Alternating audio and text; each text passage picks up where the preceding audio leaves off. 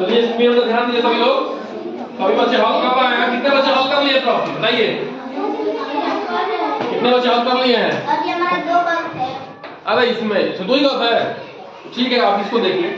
चलिए इसको देखिए। देखिए बेटा ध्यान समझिए। प्रश्न क्या पहला, संख्या जो 4 या अधिक अंकों की है 8 से विभाज्य है। यदि संख्या सम है, अंतिम अंक 8 से भाज्य है, अंतिम 2 अंक 8 से भाज्य है, अंतिम 3 अंक 8 से भाज्य है। ठीक है। तो हम लोग जो बेटा जब विभाज्यता का नियम पढ़ रहे थे उसमें क्या बताए थे? कुछ चीजों को पढ़े जो हम लोग कोर्स में है 5 में। 2 से कौन विभाजित होगा? जिसका इकाई का अंक 2 से विभाजित हो जाए। 0, 2, 4, 6, 8 जिसके इकाई के अंक में होगा वो क्या होगा? वो संख्या विभाजित होगा। विभाजित मतलब क्या होता है बेटा? भाग देने के बाद शेष क्या आ जाएगा? 0। शेष क्या आएगा? 0। 3 से कौन विभाजित होगा? जो जिस संख्या के अंकों का योग यानी कि अंकों को जोड़ दे और 3 से कट जाएगा तो क्या होगा? 3 से विभाजित होगा। 4 से कौन होगा? जिसके अंतिम 2 अंक 4 से विभाजित हो जाए। ठीक है, अंतिम 2 अंक किसी संख्या के। 5 से कौन होगा? जिसके इकाई का अंक जो है 0 और क्या हो? 5 हो। 6 से कौन विभाजित होगा? जो 2 से भी विभाजित हो जाए और 3 से भी हो जाए। और 8 से कौन विभाजित होगा? जिसके अंतिम 3 अंक क्या हो? 8 से विभाजित हो जाए। और 10 से कौन होगा? जिसके अंत में क्या हो? एक शून्य लगा हो, कम से कम एक शून्य, बाकी अधिक से अधिक भी हो सकता है। ठीक है, ये बताएंगे बताएंगे। तो देखिए बेटा क्या लिखा है, संख्या जो 4 या अधिक अंकों की है 8 से विभाजित। 4 या अधिक अंकों का मतलब बेटा देखिए, मतलब कि 4 या अधिक अंकों का मतलब 1000 से ऊपर, 1000 से ऊपर संख्या होगी। ठीक ना? 1 है 1, 1 है 2, 1 है 2, मतलब कि 1, 2, 3, 4 दिख रहा है जी। ये इतना भी हो सकता है। ठीक है, ये इतना भी हो सकता है। मतलब क्या है कि 1000 से 1000 या 1000 से ऊपर संख्या होनी चाहिए, तभी वो क्या होगी? 4 अंकों की संख्या होगी। ठीक है, तो अब देखिए संख्या सम है। संख्या सम है बेटा तो केवल 2 से विभाजित होगी, है कि नहीं बताइए?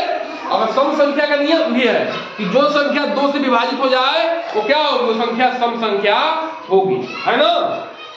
अंतिम अंक 8 से विभाज्य हो जाए नहीं, तब ये क्या है? देखिए अगर ये अगर ऑप्शन तो केवल 2 से विभाज्य होगा, अंतिम अंक 8 से विभाजित, ये गलत है, ये नहीं होगा। अंतिम 2 अंक 8 से विभाज्य हो, ये भी गलत है। क्यों?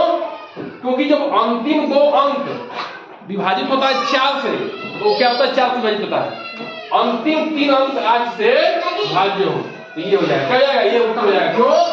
8 से विभाज्य होने का नियम क्या है कि अंतिम 3 अंक जब 8 से विभाजित हो जाएगा तभी वो संख्या 8 से विभाजित होगी। बात समझ में आ रही है? देखिए मैं संख्या लिख रहा हूं बेटा, देखिए यहाँ पे लिख रहा हूं संख्या, कुछ भी लिख रहा हूं। ठीक है,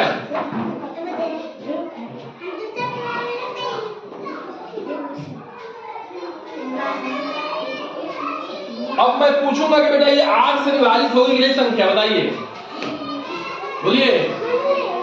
हो जाएगी। क्यों? क्योंकि अंतिम 3 अंक, लास्ट का 3 अंक, इकाई दहाई सैकड़ा का 3 अंक क्या हो रहा है? 8 से ये कट जाएगा 111 बार में। इसलिए पूरी संख्या में भी आप 8 से भाग देंगे तो ये संख्या क्या होगी? 8 से विभाजित हो जाएगी, यानी कि भाग देने के बाद शेष क्या आएगा? 0 आएगा। हम किस नियम से जान पाए? इसी नियम से जान पाए, विभाज्यता के नियम से, कि किसी भी संख्या के अगर अंतिम 3 अंक 8 से कट जाएंगे तो पूरी संख्या भी 8 से कट जाएगी। ठीक है, 4 से क्या नियम है कि अंतिम 2 अंक अगर 4 से कट जाएंगे तो पूरी संख्या जो है 4 से कट जाएगी। ठीक है, 2 से क्या नियम है कि अंतिम अंक, इकाई का अंक अगर 2 से कट जाएगा तो पूरी संख्या 2 से कट जाएगी। ठीक है कि नहीं? ठीक है, तो जो 2, 4, 8 का नियम जान लीजिए। 2 माने इकाई का अंक, 4 माने इकाई दहाई का अंक और 8 माने इकाई दहाई सैकड़ा का अंक। ठीक है, इतना विभाजित हो जाएगा तो क्रमशः 2 और 4 और 8 से संख्याएं कट जाएंगी। ठीक है, तो इसका ये उत्तर हो गया।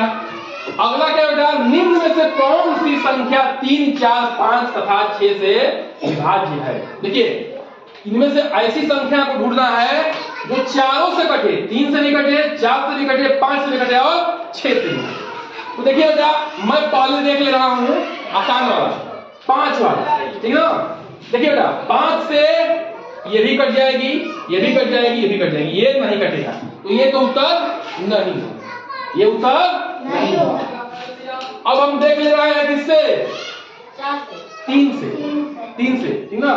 5 का देख ले, 3 से देख रहे हैं, 3 से क्या है, इसको जोड़ो, 6 और 0 तो क्या है, 6 आएगा ना, 6 में 3 से भाग करो, 3 दूनी का 6, ये 3 से कट जाएगी, 3 से कट जाएगा, ठीक है। इसको भी करोगे 3 से, ये देखो इसको 8 और 0, 8 आएगा, 8 और 0 को जोड़ो, 8 और 0 जोड़ो तो 8 आएगा कि नहीं आएगा, 8 3 से कटेगा, नहीं कटेगा, 3 3 का 9 होता है, तो ये नहीं कटेगा, तो ये भी उत्तर नहीं होगा।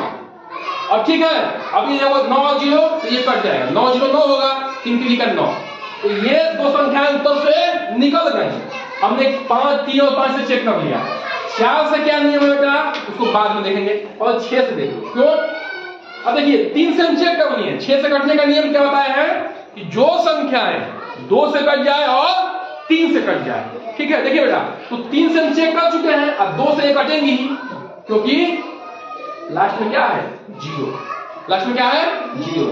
जिस संख्या की इकाई में 0 2 4 6 8 होगा वो संख्या 2 से कटेगी, और वही संख्या क्या कहलाती है, सम संख्या कहलाती है, ठीक है। तो ये भी क्या हो जाएगी, ये भी और ये भी क्या हो जाएगी, 6 से कट जाएगी। तो हमें अब 4 से चेक करना पड़ेगा, इससे भी चेक करना, 4 से चेक करना पड़ेगा, क्या करके भाग दे, ठीक है। तो देखो बेटा अधिकता तो करना पड़ेगा, पहले क्या करते हैं, पहले 60 में भाग देते हैं, 4 का में 4, क्या आएगा 2 0, 4 बचे 20, क्या हो गया, कट गया जी, 0 आ गया, सुन नहीं आ गया, तो ये उत्तर हो जाएगा। अब 90 को चेक करो, 90 को 4 का 4 दूनी का 8, 1 4 दूनी का 8, क्या आएगा 2, ये कटा जी, शेष आ गया, क्या आ गया शेष, ये नहीं कटा, ठीक है, तो ये उत्तर नहीं होगा। तो उत्तर में क्या हो जाएगा बी, ठीक है। बी ही ऐसा ऑप्शन है कि 60 ही ऐसा अंक है, संख्या है जो 3 से भी कट जाएगा, 4 से भी कट जाएगा, 5 से भी कट जाएगा और 6 से भी कट जाएगा, ठीक है ना। ये सब बेटा आपके नवोदय विद्यालय परीक्षा 2023 में पूछा गया, लेकिन इसकी सहायता से हम लोग केवल ऑप्शन ही नहीं देख रहे हैं, क्या उत्तर ही नहीं देख रहे हैं, इसके पीछे क्या कंसेप्ट है, क्या तथ्य है, उसको भी साथ में देख रहे हैं, ठीक है। खाली जो है उत्तर निकालने से मतलब नहीं है, हम लोग को समझना चाहिए कि इसके पीछे कंसेप्ट क्या है, साथ ही हम लोग जो अपने चैप्टर में पढ़े हैं उसको भी क्या कर रहे हैं, रिवीजन कर रहे हैं, ठीक है।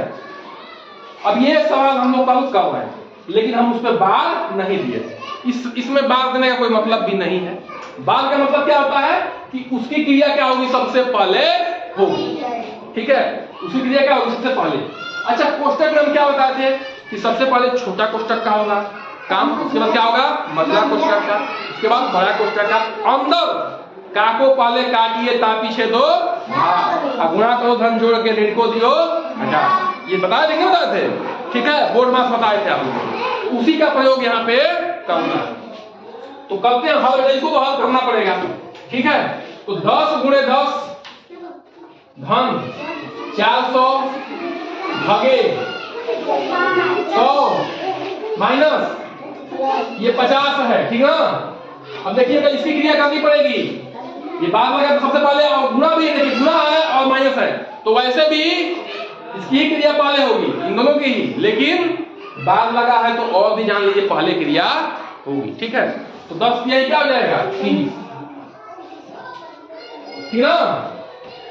अब देखिए छोटा कोष्टक की क्रिया होगी नहीं होगी बताइए, 10 गुणे 10 धन 400 भागे 100 माइनस 50 में 30 जाएगा, कितना होगा 20, कितना होगा 20। देखिए बेटा 20 क्या होगा धनात्मक होगा, क्यों, क्योंकि 50 क्या है अधिक है, 30 क्या है कम है, जो अलग अलग चिन्ह वाले होते हैं तो घटते हैं, उत्तर में किसका चिन्ह लगता है? जो बड़ा होता है। तो यहाँ 20 प्लस होगा, लेकिन जब यहाँ प्लस में माइनस का गुणा होगा तो क्या हो जाएगा? माइनस हो जाएगा। क्या हो जाएगा? प्लस गुणा जब माइनस होता है तो क्या हो जाएगा? माइनस होगा। ठीक है, इतना आपको याद रखना पड़ेगा।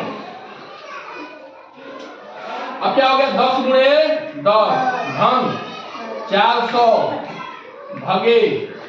अब 100 में से 20 जाएगा, कितना होगा बताइए? 80। क्या होगा? 80। अब देखिए धनात्मक होगा, क्यों? क्योंकि 100 क्या है? धनात्मक है, 20 क्या है? ऋणात्मक है। ठीक है, अब देखिए यहाँ इसको देखिए 10 गुणे 10 धन। अब 400 में 80 का भाग लेना है। ठीक है, तो बहुत बच्चे थोड़ा दिक्कत में है कि 80 का भाग कैसे पढ़ेंगे। यहाँ आसान है बेटा, देखिए कैसे। ये 400 बताएंगे भाग में क्या होता है? बटा। क्या होता है? क्या होता है? अगर अंतिम में 0 0 है तो क्या हो जाएगा? कैंसिल हो जाएगा। और क्या बचा ऊपर? 40 बचा, नीचे बचा 8। अच्छा, 0 कैंसिल क्या हो रहा है बेटा? क्यों हो रहा है बेटा? 0 अपने मन से कैंसिल नहीं हो रहा। हम क्या कर रहे हैं? ऊपर भी 10 से भाग दे दिया, नीचे भी 10 से भाग दे दिया। हम 4 में क्या पढ़ाए थे कि भिन्न में ऊपर और नीचे सेम संख्या से गुणा और सेम संख्या से भाग दे सकते हैं, लेकिन सेम संख्या को जोड़ और घटा नहीं सकते हैं। ठीक ना? तो उसके मान में अंतर नहीं आएगा। लेकिन अगर उसमें सेम संख्या जोड़ दोगे, घटा दोगे तो मान में अंतर आ जाएगा, लेकिन सेम संख्या से गुणा भाग दोगे तो कोई अंतर नहीं है। तो हम 10 और 10 से भाग दे रहे हैं, कुछ अलग नहीं कर रहे हैं। ठीक है, इसलिए 0 0 कटता है। ठीक है ना? अरे 10 में भाग दो, 10 से भाग दो, 80 में 10 8 80। और 400 में 10 से भाग दोगे तो क्या आ जाएगा? 40 बचा जाएगा। ठीक ना?